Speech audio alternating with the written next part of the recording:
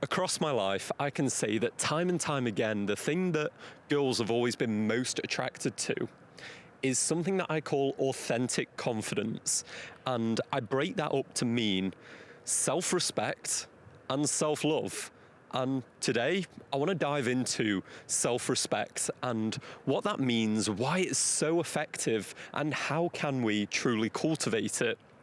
Because there's a line that a girl will only respect you as much as you respect yourself. It's like her limit is your limit. And that is why guys that have such a small amount of self-respect, they don't stand up for themselves. They don't value themselves. It's very much like the simpy character, the weakling, the guy that gets bullied over and over again, that everyone makes jokes out of, and you're just waiting for him for one day to just like stand up and just say no, finally call it out of just not anymore.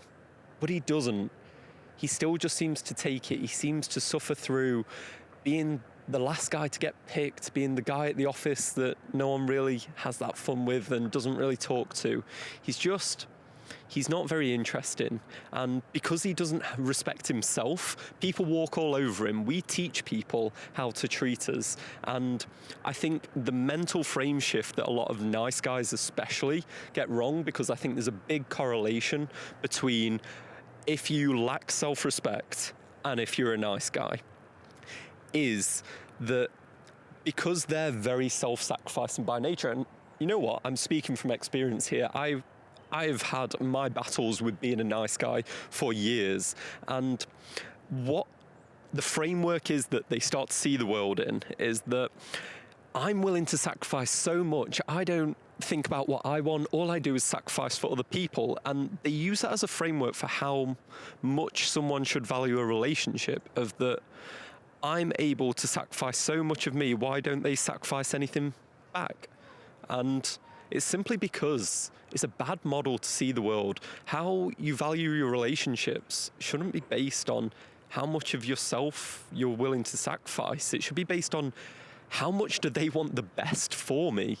It's like, and maybe the best sometimes is telling that person they're wrong, or having to stand up to them or for them. And this is the biggest issue with not having self-respect, and what girls often see when it is a guy that doesn't respect himself is that he lacks that protective nature that they look for within a man. That if he's not able to stand up for himself, then is he really going to be able to stand up for me when I need it? Is he going to be able to stand up for any potential kids that we could have when they might need it? Maybe not. And it just becomes such an unattractive quality, and it always starts with ourselves, of how do we feel about ourselves and our relationships. Our relationships in the world are a visual manifestation of how we tend to feel about ourselves. And it all starts there. So if we aren't able to get over this hurdle, if we aren't able to start to see ourselves in a constructive manner of someone that we should value, someone who has his own place in the world, that isn't just a wet blanket for everyone to walk over, and he is someone worthy of respect. If we can't do this, girls will never be interested. So, and to be honest, you just live a miserable life. If we're speaking bluntly here, I spent many years where I had no self-respect for myself, and that just bled out with, being the butt of a lot of jokes and never really being able to have true friendships and no relationships. So it's a pretty miserable life, and I wouldn't really recommend it. So let's dive into kind of some of the ways and just strategies that you can go from being that guy that you don't think you really respect yourself that much, and maybe you are struggling with girls, and if you are, it's highly likely that it's more due to this than it is the fact that you don't know those extra 10 pickup lines that may have been able to get the girl. No, right. Look here. It sucks. Trust me, it sucks, because you have to actually face up to there are some things that you're doing wrong and things that you need to change. But some of the first ways that a man can go about that was like the weakest a man can have. Sorry. Right. we're in the zone. Some of the main strategies a guy can use to develop self-respect would be toxic behaviors, because we all are kind of good on the literature of, yeah, pornography's bad, or eating too much sugar. It's like Andrew Huberman has done all this to death.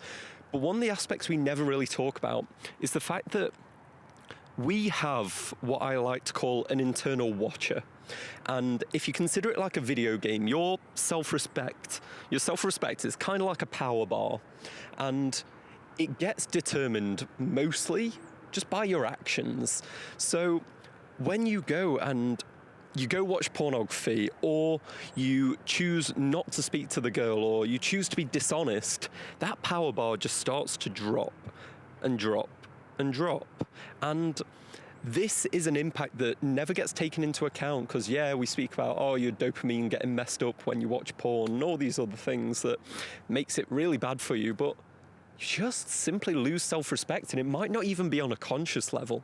You might think it's okay, but part of your subconscious, which is the part that controls your emotions and your actions realistically, is watching this, and it's like, oh, okay, so when Brian made fun of my new t-shirt, my new haircut, and he was doing it not in a playful manner, he was doing it to be a dick and gain elevated status within the office so Sarah would like him some more, and I just kind of didn't say anything and didn't react and just sort of took it. Our internal watcher decreases our self-respect. So finding a way to address some of the toxic behaviors, and this can simply be deciding that we're no longer going to play video games till 3 a.m. every night. It's like, what are the toxic behaviors? Because they're all unique to you. Everyone gets taken down by demons in different ways. It's like, I can get a bit obsessed with YouTube. No, it's probably not the best version of me, the one that's watching a 3-hour breakdown by Mauler of why Doctor Strange in the Multiverse of Madness sucks. It's like, great video, shout out. But simply put, I'm not at my best when I'm doing that. That usually means that I'm shying away from responsibility, and my self-respect starts to decrease. So finding what are your more toxic habits and behaviors. Maybe it's the food you choose to eat. Every time that you decide that, oh, I'm just going to order a takeaway, as opposed to actually cooking something for yourself. Cultivating self-respect, it's not the easiest of fixes.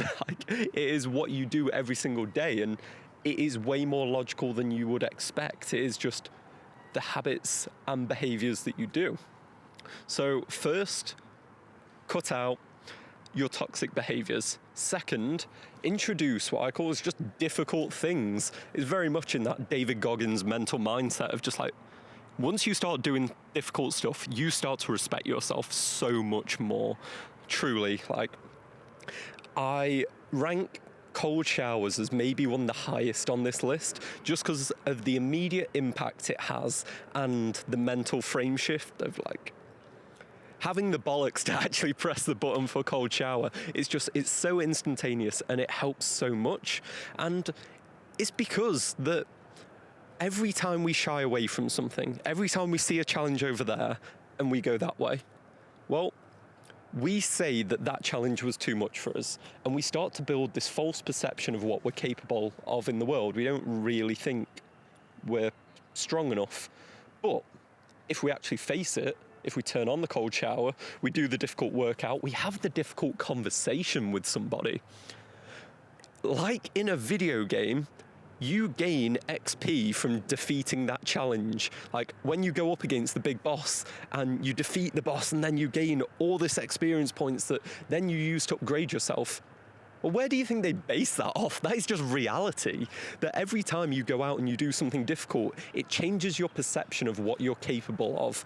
Like, for me, difficult things that I try and do on a daily basis is 1, cold shower. 2, I have to record YouTube videos on a hill that I've never been to before in public, which is an interesting new challenge for someone that was truly an introvert about a year ago. And all it does is build up your respect for yourself. So finding in your life what could it be for you? And shout out to JP here, because sometimes weirdly enough, the dragon that is most accessible for you to fight is cleaning your room. Something that I've done with clients a bunch of times. When they've hit a bit of a rock bottom, one of the best things you can do is make your bed. And it sounds tragic, and it sounds like, oh yeah, you should just go make your bed, wimpy stuff. But it's like, no. That, like, you make your bed, then you feel some level of self-respect because you've treated yourself properly and you've done something like that. And it's like, okay, maybe I could do the next thing.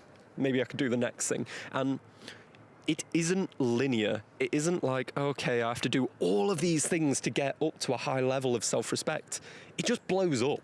It blows up, you get the ball rolling, and then suddenly you are able to go over and talk to that girl at the party, or maybe you're able to ask for the promotion, or maybe you're able to tell that guy who's been a dick to you for the last 2 years that you've just kind of had enough. And I had to do that once, and I've never felt a rush like it coming away from that I just told him straight up that I was done. I'm not having any more of these comments, that you're not doing them out of any friendly manner, and if you want to continue down this road, it will lead to conflicts. And that's what it takes sometimes. It takes fighting enough dragons that you can start to build a sense of respect. And then bringing this home, I think telling the truth, like I explained in that scenario there, is probably one of the most powerful ways that you can start to gain self-respect.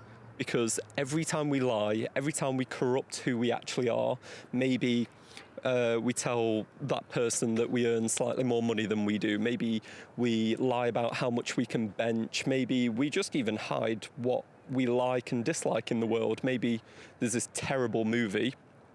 What was it?